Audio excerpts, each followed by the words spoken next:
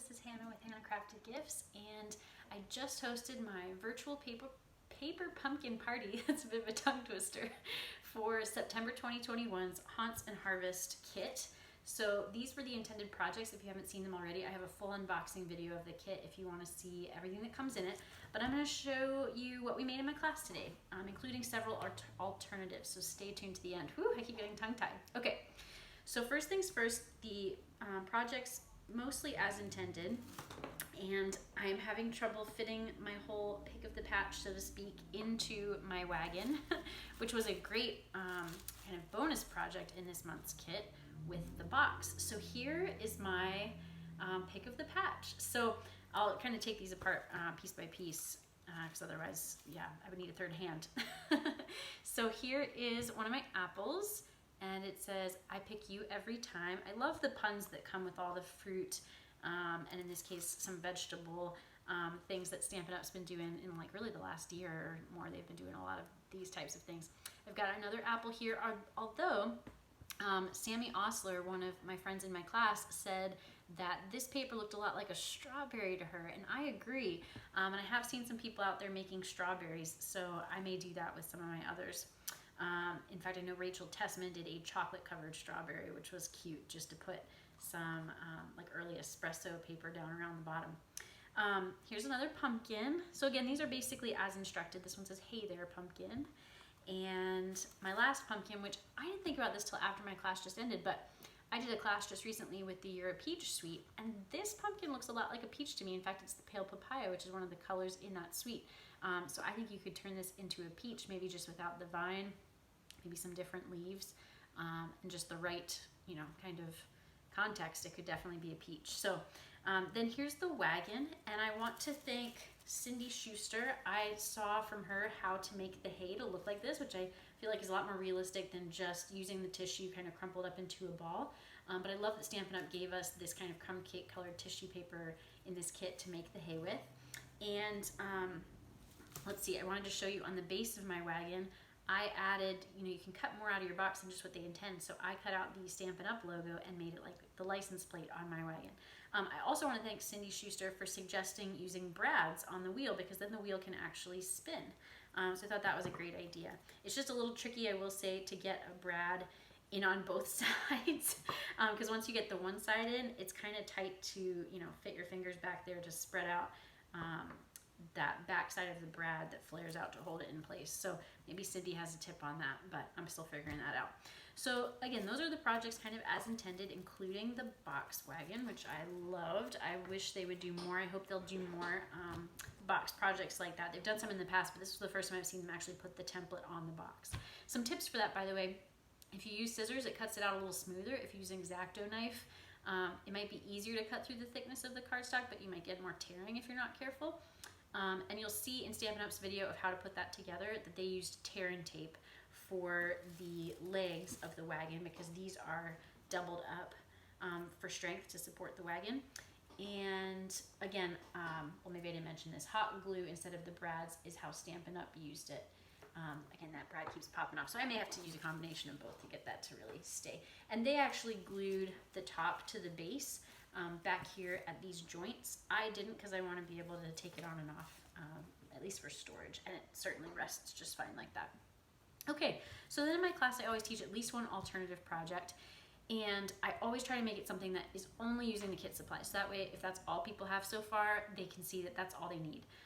And there's certainly more you can do if you add to it with other products, and I have examples of that I always share with them, and I'm about to share with you.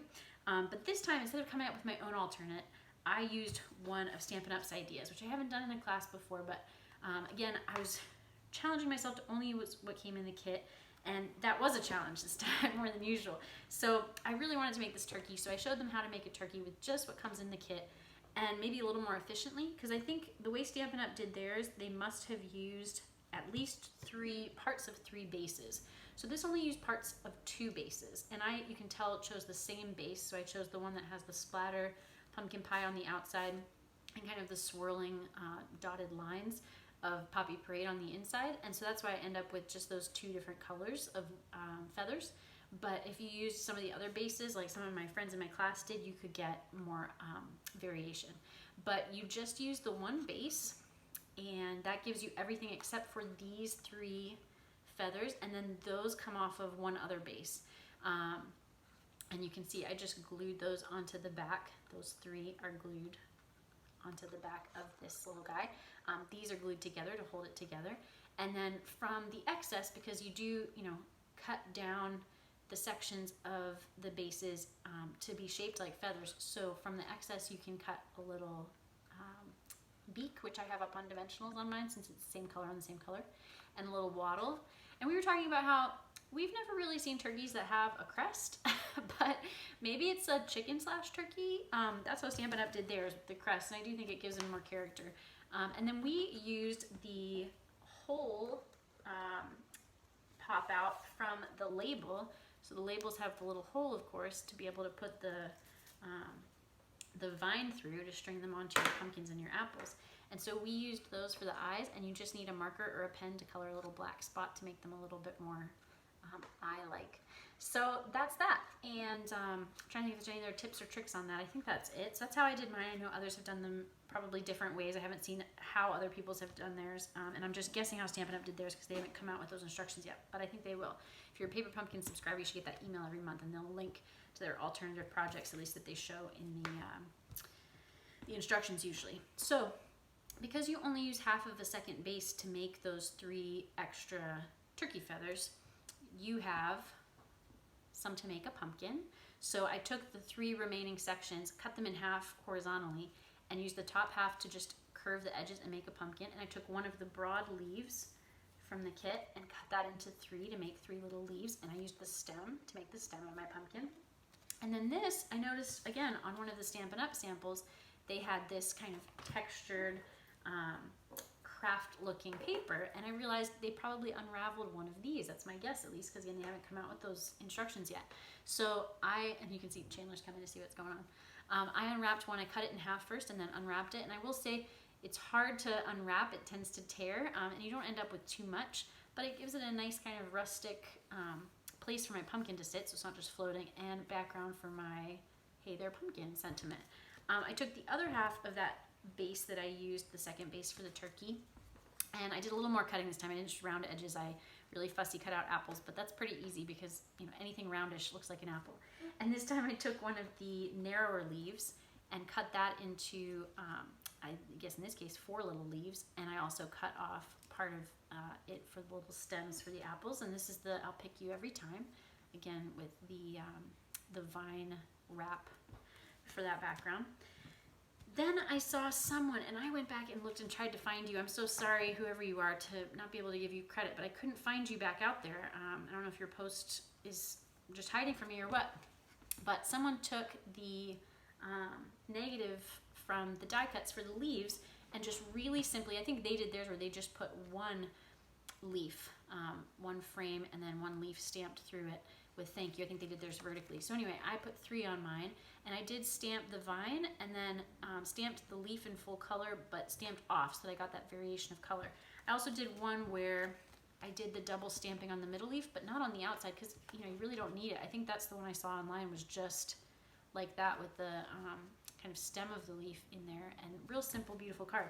All you need for these that isn't in the kit is white cardstock, basic white cardstock, and that is all you'd be adding. Then this one, you would use the soft succulent cardstock and some of the designer series paper from the Harvest Meadow suite, which is going to be my next class coming up in October. I love that suite for fall and really other seasons too. It doesn't have to be fall, but I think it's beautiful color combinations. And Marilyn Ammons is who I saw online. I hope I'm pronouncing your name properly.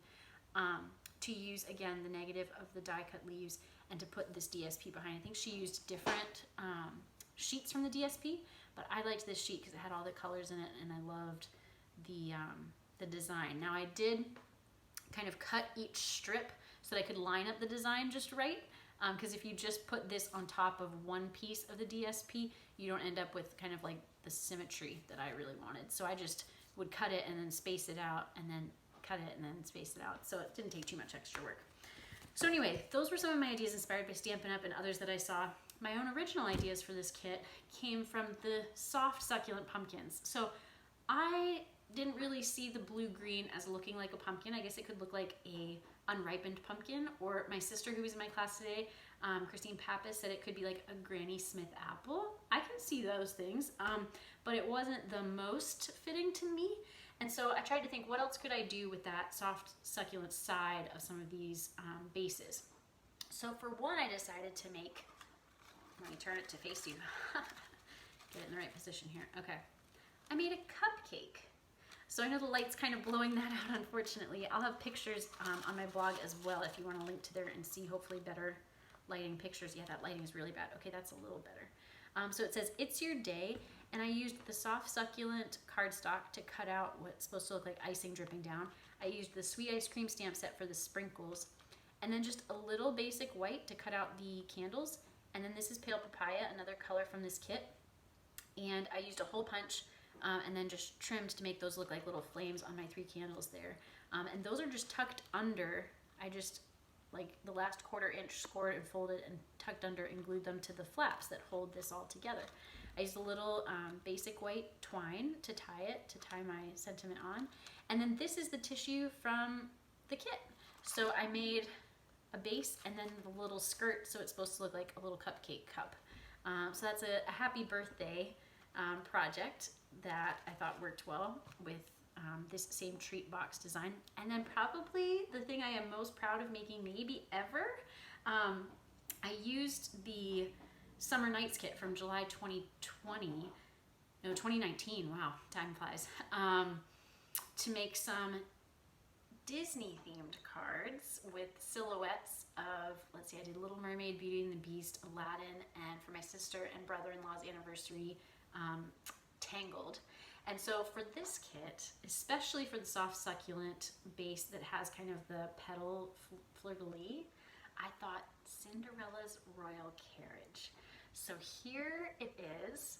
And the only thing that this used besides kit product was black cardstock. So I've got to catch it just right in the light for you to really see. I'm trying to hold my hand to create the, oh, there, it's better in the light. Okay, to create the contrast that you need. But there's Cinderella waving in her carriage. And, you know, these were the vines, which is fitting, right? Because her carriage came from a pumpkin. From her fairy godmother turning a pumpkin into a carriage. So you've got the vine wheels, you've got the vine and the leaves on top. Man, the light is killing me. The light is killing me. Okay, it's better over here.